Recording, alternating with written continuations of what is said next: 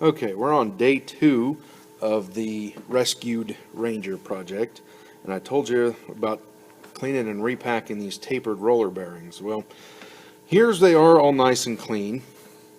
I picked them up, and you can see, I'll pick these up here, see how they angle? This is how they'd actually set in that rotor, and they taper together so then they balance each other out, and you can get this to spin. I'll use this bigger one here for an example. This is the bearing surface that goes on the spindle. It's got all these little roller bearings around here, and their job is to reduce the friction of the wheel rolling down the road. You can see how they spin. You can still see a little bit of the grease residue because I didn't blow these out. I just washed them out with solvent, so I wipe them out, because you never ever want to spin a bearing because you can hear it kind of roll back and forth. You never want to spin a bearing with the air hose, because these can actually come apart and fly out, because all this cage's job is to hold these in place while you assemble these. Once they are assembled, that cage just rolls along with them. There's a race inside that hub over there, which I'll try to show it to the camera here. See that nice tapered space there? And it looks nice and smooth and clean. It doesn't have any gouges in it. So I'm going to be able to just put all new grease in these roller bearings and be able to reuse them and readjust them to where they won't have any slop like what we saw in yesterday's video. Okay, now the talk about packing bearings is, what you got to do is, you see how loose this is and it spins around? What you need to do is you need to put grease in all of these spaces all the way throughout this, because the grease will lubricate these and reduce the friction, which is what lets the truck roll down the road like it's supposed to. Now there's a couple ways you can do this. I'm going to show you how to pack this little one by hand, and then I used a bearing packing machine to do the other one, which has a reservoir of grease. You put the bearing in it and then you squeeze it, and it physically forces grease all the way through all these little orifices and spaces in between all these bearings, and you can fill it up very quickly that way. So you take a nice new can of grease, put the bearing down, you take a little bit, put it in the palm of your hand, then I go from the bottom to the top, and you just cup your hand and you physically work it in, running it through the pile of grease like this until you see how it starts to ooze out of the top. Then you turn the bearing, get your pile again here, and then you just work till it oozes up. You notice we got a big glob in the middle. We can reuse that. So we'll work it down out of my palm here. Take that part that's squeezing up, get that back down there. We've got just a little bit left. You get good and greasy doing this. If you're doing a lot of these, and when I do the other side, I'll probably wear gloves, but it was just as easy to do this. Okay, so now we've got grease all the way around. Put a little bit on the outside. I'm going to set this over on the rag because I'm not ready to put everything back on. Sorry, the air compressor kicked on. Turned it on today so I could do some other work around the shop. We got a nice coat of grease on there. So I'm going to go clean this off and get the rest of this ready to go back together. Okay, here's that bearing packing machine I was telling you about, and I've got the two bearings sitting in there. So I'm going to pull this one out. See how nice and coated with grease it is? I'm just going to drop it into its race here, kind of smear the grease around a little bit, put a little bit in, and then when I put the thing together, I'll actually put some extra in there. And then we're going to take our seal, and with this little extra grease, we're going to put just a little bit on this metal, which will help lubricate it to go in, because it's a press fit type seal. And anything you can do to make it quicker, faster, will make it go in easier. That way it doesn't bind up on you. So we'll set that there, wipe my fingers off and grab the hammer.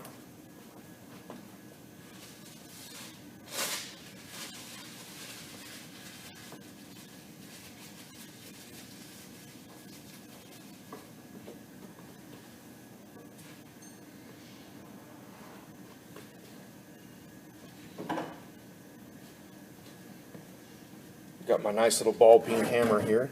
We're going to start this seal and work around very carefully. Because I don't have a seal driver, we got to get this started. And you just work it around till it's down flush, and you heard the sound change. That tells us the seal's down where it needs to be. We're going to slide it back onto the spindle and start the reassembly process. I'll clean it up with brake cleaner, make sure I got all the grease off of it.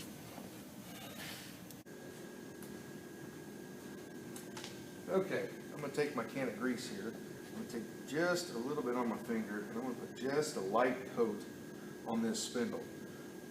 That way it has just a little coating of grease, a little bit out here where the seal runs. Hold your finger, it's kind of got some dirt back there I got into. That way everything has a nice chance to stay together. Put my fingers off here. It's one thing you definitely don't want is you don't want any grease getting on the brake surface. So the little bit of that we can do, grab it by the outside, get it lined up. See how it slid right on? Now I can grab that other bearing.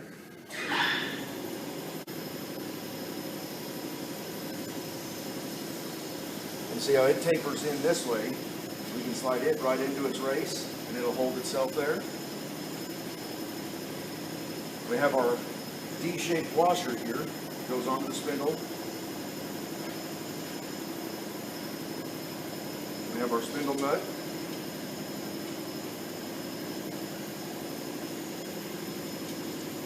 Get started. Now I'm not going to leave it finger tight. We'll actually set the preload of these bearings, is what that's called. I'll get the socket and the ratchet set up and get the grease off my fingers while the air compressor shuts off. And then I'll show you how to set the preload of these based on what the factory service manual says on this truck.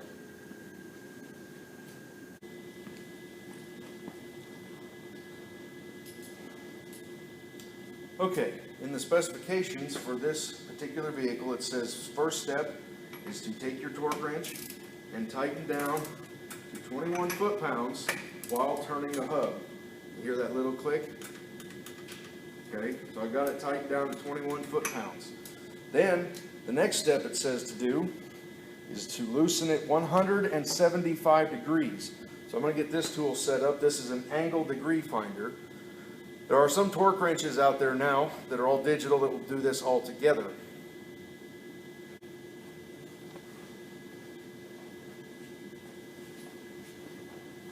Okay, now this setup, it's got a clamp that holds this gauge here steady, and it runs a socket in between them.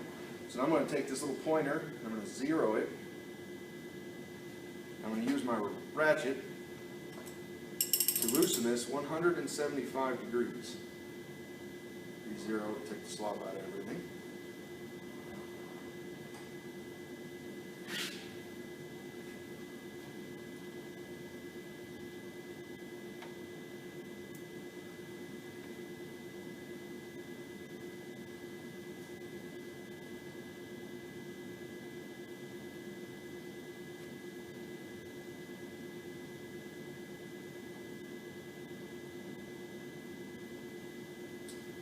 Okay, so there we are loosened 175 degrees.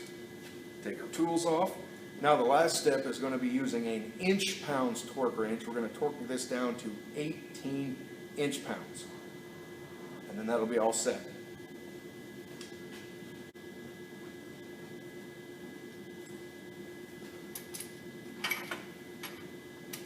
£18 is not very much. Hear that ratchet click? So we spin the rotor and we've got it clicked down. See how nice and smooth that's spinning? So we effectively set the preload, we backed it off, and we went back. And now what we're going to do is we're going to put the little castle nut cover on and put the cotter pin back in.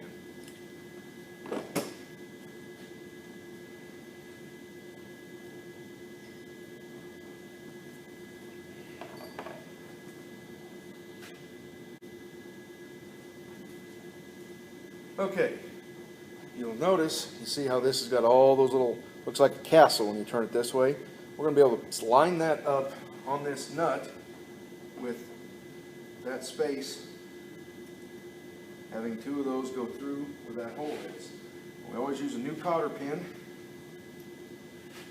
going to slide that down through that hole. I'm using a pair of diagonal side cutting pliers. Take that cotter pin. We're going to bend it up, because what that does is that holds everything in place and prevents that nut from backing off, holding the preload and the tension on those bearings that we just so carefully set using our torque wrenches.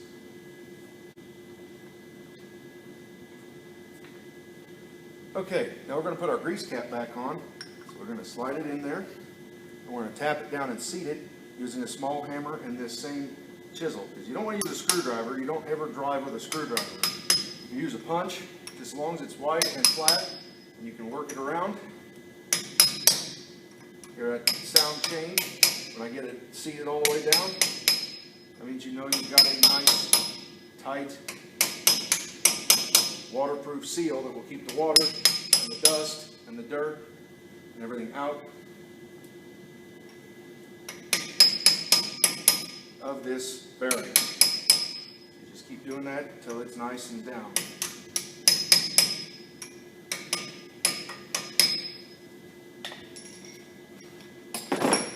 Pick up your tools, and now see how nice and smooth and straight that thing spins. We'll get this all cleaned up, get all the petroleum off of the rotor, and we'll put all the brakes back together.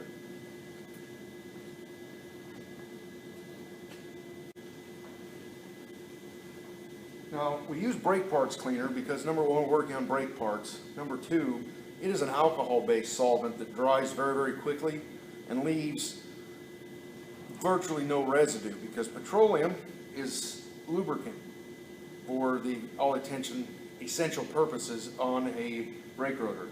And the purpose of brakes is to have friction, and a lubricant reduces friction.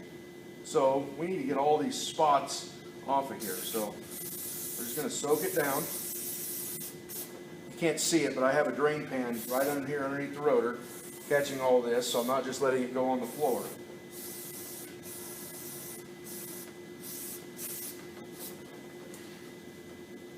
When you get the back here, by rotating this,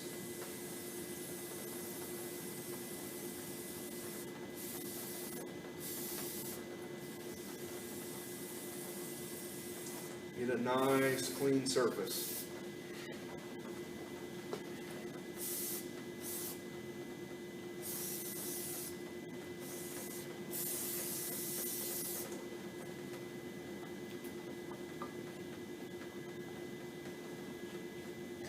Okay, now we're going to let that dry, and we'll get the torque specs pulled up for the brake components, and we'll get that all put back together and put the wheel on. Okay, the torque specs for this caliper bracket, the mounting bracket, are 85 foot-pounds, so I had to get my bigger torque wrench to do that. What you missed me doing is I pulled both of these caliper guide pins out, and I made sure they had a nice coat of grease on them. I used high-temperature disc brake grease for that, because that lets the caliper slide in and out, and that's what's called a floating caliper, and that helps make sure your pads are wearing evenly. So we'll go ahead and click these down here. Get down where I can see them.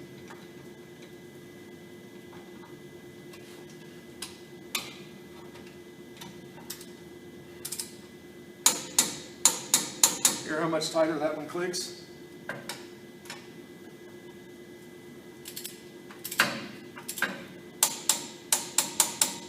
That's 85 foot-pounds for the caliper bracket. The smaller pin bolts are only 27 foot-pounds. Now, using any torque wrench, when you're done using it, you immediately loosen the tension so your spring stays calibrated inside there, so that way you don't have to have it worked on all the time and you get accurate torque.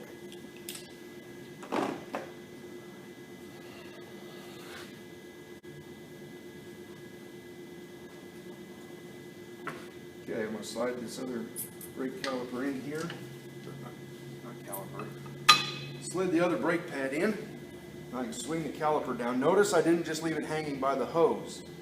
This is a high pressure hose, but it's double lined with braided cord inside. But we don't want to leave it hanging there because it's not made for that kind of stress. over, get it lined back up, all the way down. Grab both of our bolts here and we'll start them by hand, then we'll get the ratchet and we'll torque them down.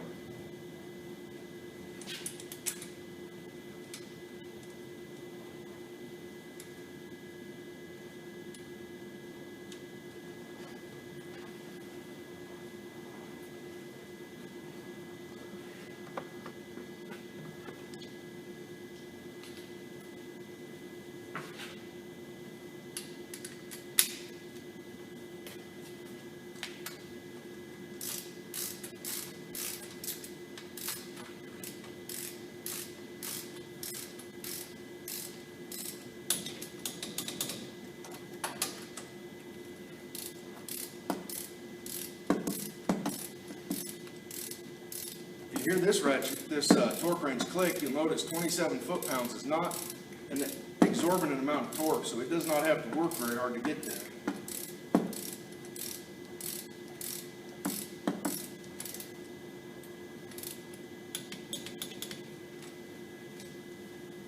Now we're ready to bolt the wheel on.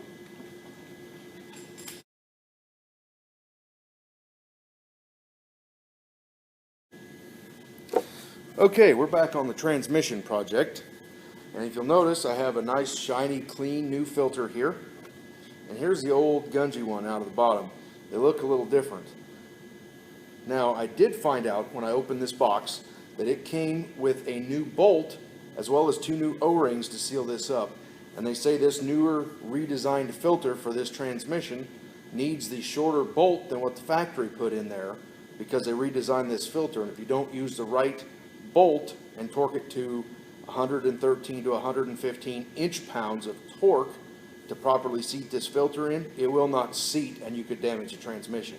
So I'm going to get under there and get that going. I'll show you how to, we're going to use a brand new bottle of clean Motorcraft 5, Markron 5 transmission fluid, and we're going to lubricate these O-rings, and that way they slide up into place without ripping and tearing.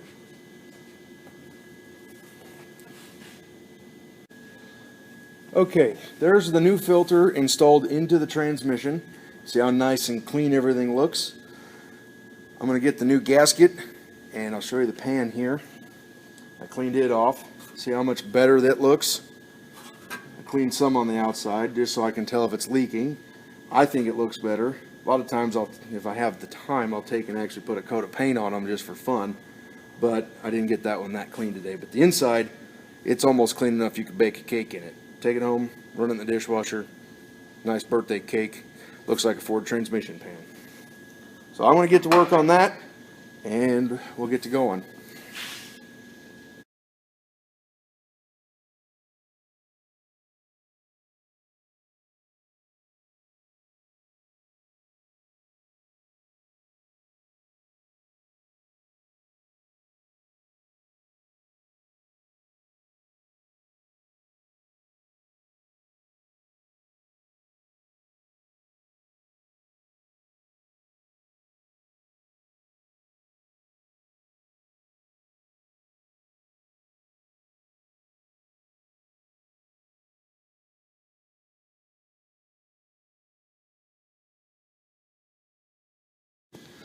Okay, I just got those all torqued down to 89 inch-pounds, which is what the service manual told me to do. And it said do it in a crisscross pattern, so you saw me do that. And then I went back and double-checked those all after I did it once. So now you see how nice and clean it is. We're going to drop it down, and I'll get all this stuff out of here, and we're going to put this thing back down on its wheels. And if you'll notice, I left this hubcap off, so that way I can go back with a torque wrench and put the final torque on these wheels. But I can't do that with it sitting up on the lift. So I have to have it sitting on the ground to do that, so the weight of the truck will hold it down.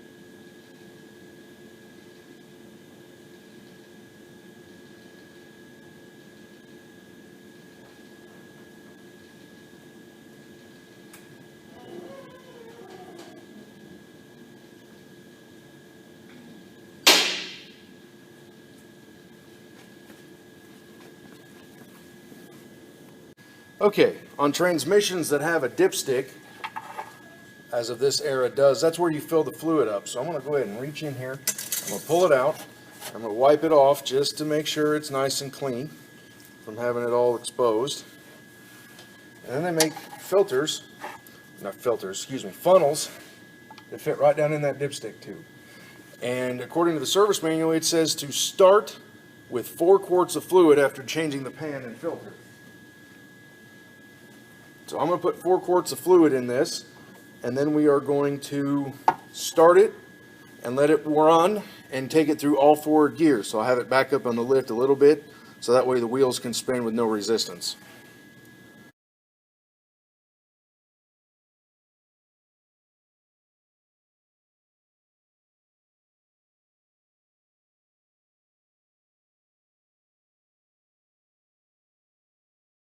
Okay, I've got it up here on the lift, setting on the safety locks.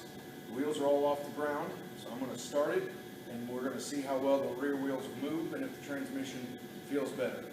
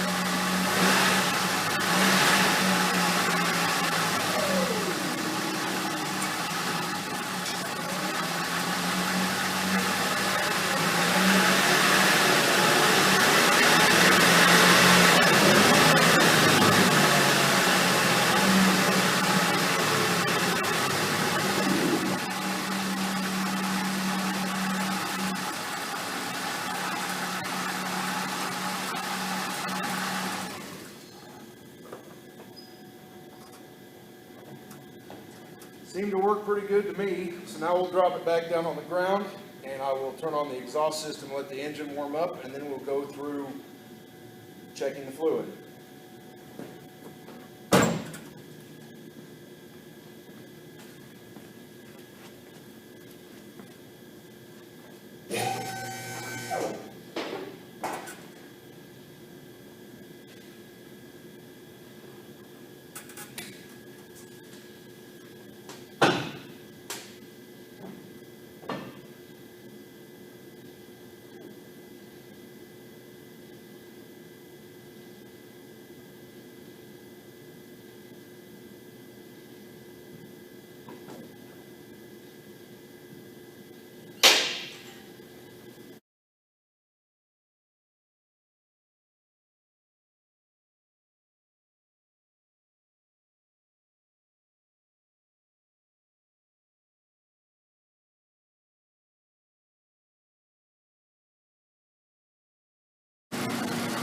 Okay, as you can hear, I've got the exhaust system running, pulling the fumes out of the truck, so that way I can stand in here and have it running, and the engine is still running. Now, the way that you check this transmission is you're to leave the engine running with it warmed up in park, and you pull the dipstick out, wipe it off, and put it back in. Now we can pull it out, hold it level, and look at our reading. And it is barely on the bottom, so this is going to need at least another quart of fluid.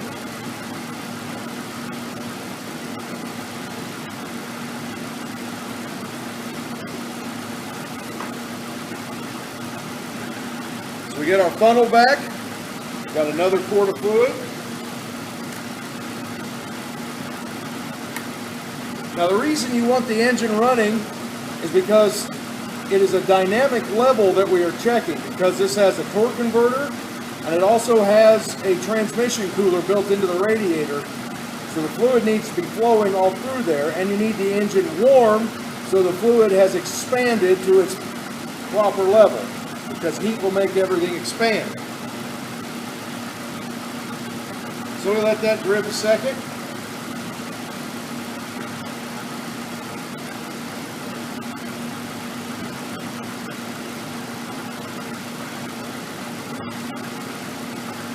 Pull our funnel out, wrap it in the rag.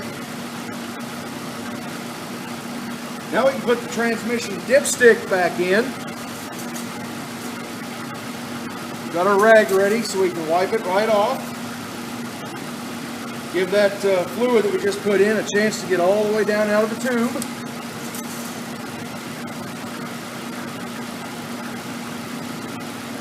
And now we're right up full in the crosshatched area. So to do this service, I'm going to let it run a little bit longer.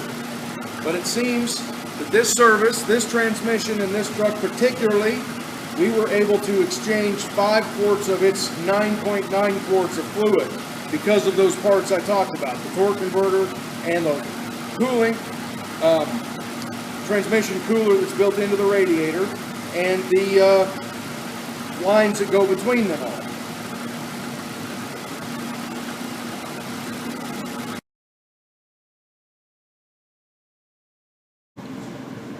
Okay, I picked the truck back up with the lift, and we're looking at the transmission pan again. You know, we just put 5 quarts of fluid in it, had it running.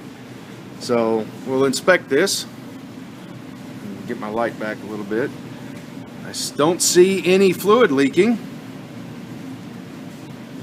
So it looks to me, upon this first inspection, that we may have had a successful fluid filter and gasket change. So now I'm going to put it down on the ground, because we also, you know, we repacked that front wheel bearing, and I torqued the wheel down while you guys were away. And I'm going to take it for a test drive around the building. We'll see how it shifts. Stay tuned.